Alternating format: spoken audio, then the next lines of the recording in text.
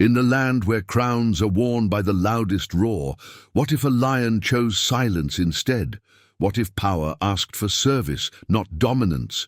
Across the plains, every creature had a voice, every roar carried meaning. The lion, strong and wise, was called to wear the crown of all beasts. But something stirred within him.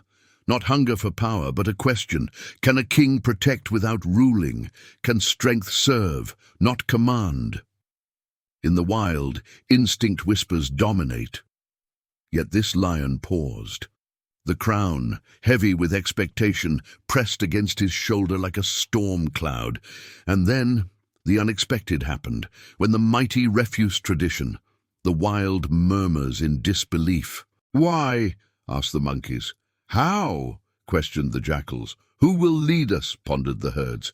Nature tests all intentions. Fire does not care for titles, crowns, or pride. Only unity can survive. The crown remained unworn, and yet the savannah flourished more than ever. Leadership is not in the roar nor in the crown, but in the care, the listening, the unseen acts that hold the wild together. Every creature carries a question. Every choice leaves a mark. In the wild, as in life, true leadership is earned, not demanded.